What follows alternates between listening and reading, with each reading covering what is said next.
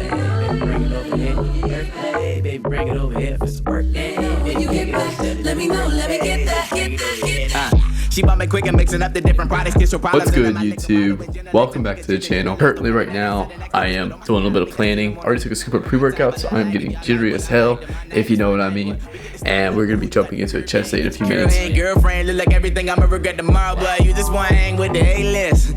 Custom women out there kiss my mother with the same list. You can keep your name, who you came with. Keep it real, it's not my business, but we in it for the same shit, girl. I know you using me to make your man mad, though. I think it's cool as fuck. Is he coming to scoop you up? It's Gucci. I'm on douche, you every lie pop off, but just in case I fall asleep, I'll let the top log off and you can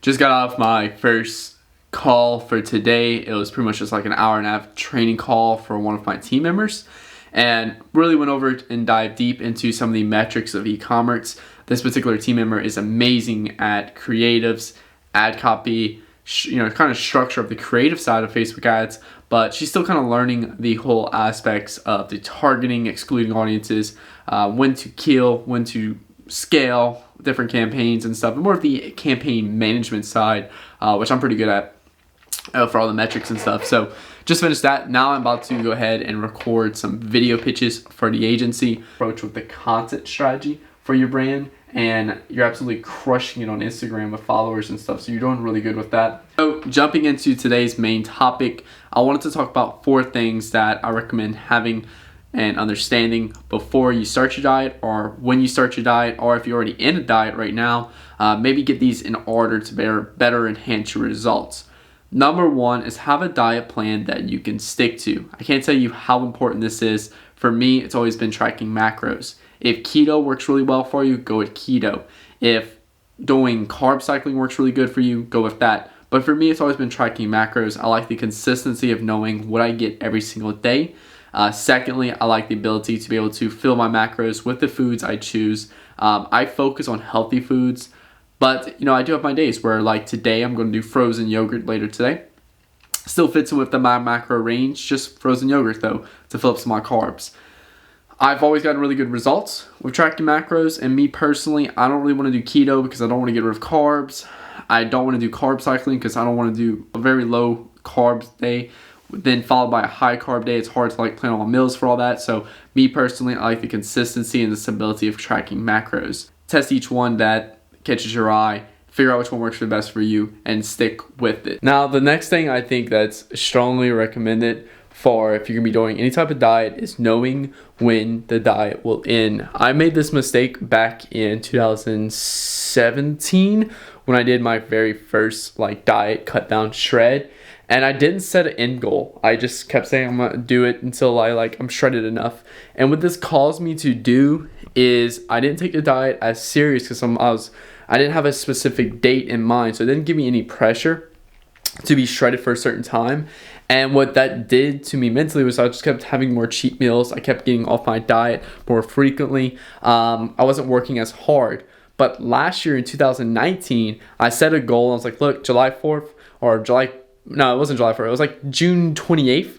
I was like, hey, I need to be shredded for this date. So I started off with the expectations of working really hard because I didn't want to, if I hit that at that date, that was the end point. I wasn't going to continue my diet at all, regardless of how I look. So I needed to work hard to make sure I hit my goals. So you need to make sure you have a ending date.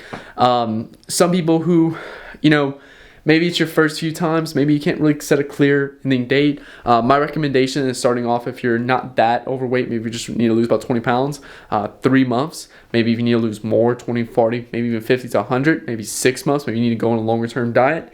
So you need to kind of do a little bit of research and figure out what's a good time for you.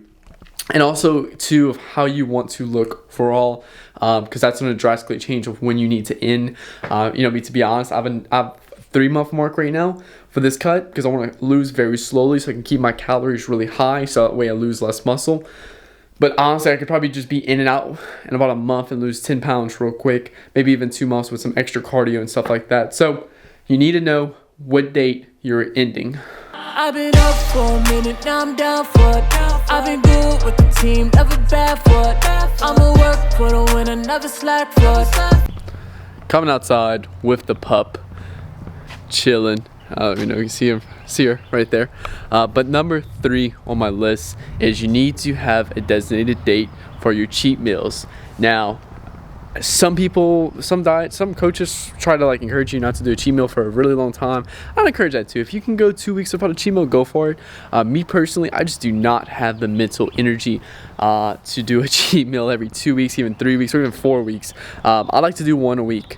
That just gives me the best boost in terms of, look, if I get one a week, what it allows me to do is I can save up all week. Like, oh, Monday I really wanted those Chick-fil-A tenders or Chick-fil-A fries and stuff.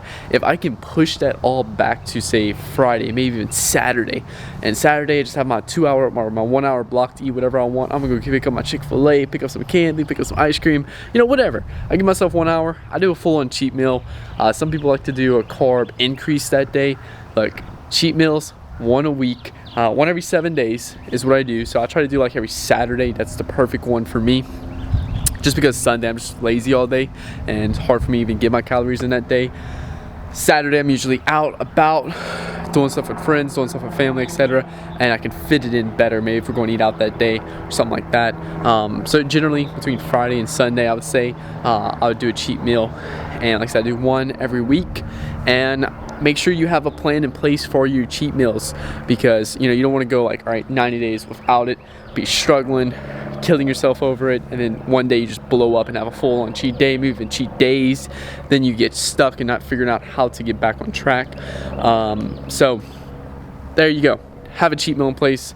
Also, to make sure at least 7 to 10 days, I guess you could say, before a cheat meal. I know one time back in 2017, I was doing every 4 days, every 5 days. I was basically doing a 3-day split, and then I would do like 3 days on, 1 day off, and on my off day I would do my cheat meal, then go back 3 days on, 1 day off, cheat meal. So make sure you're doing at least 7 to 10 days out. That's what, at least from my experience, has worked best for me, but you're more than welcome to test that out. Gotta say, guys, coming outside and actually taking care of some work is a game changer. Currently uploading my video pitches, getting those sent out, and as well as touching up on a few other LinkedIn tasks for the agency. And then we got about an hour left of this work block, and it's been going pretty smooth today, and really enjoying it. And then we're gonna go over to my girlfriend's house later. So like, let y'all see the doggy. Ari, hey girl.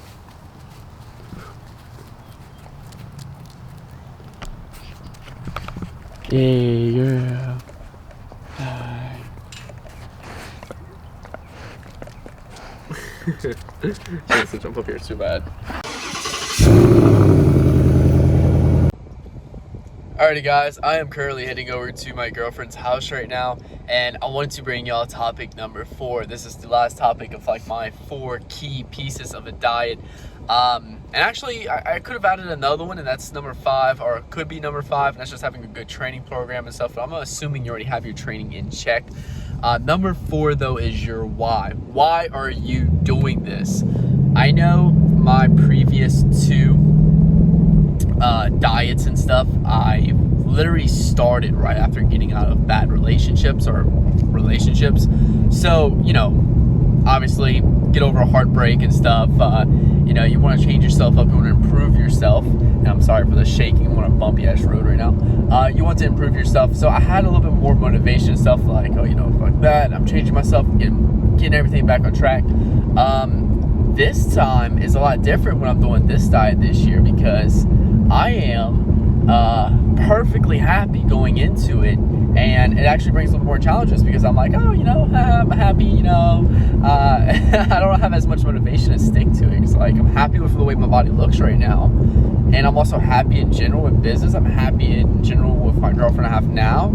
I'm happy all over, and going to this diet now is actually gonna be a little bit more tougher, because when it starts to get down to those final moments, when I have to really be strict down, like I can't go eat froyo like I'm eating tonight, all the fancy macros, and you know, it's gonna be a little different. So overall though, why am I doing this though, is because I want to improve myself, I want to challenge myself, I want to sculpt my body up, I want to bring a really good body for summer. I still think summer's happening, even though the economy is kind of shut down right now. I still think after the 90 days that it's going to be moving at least somewhat forward to where we can do those types of things again. So I want to be prepared.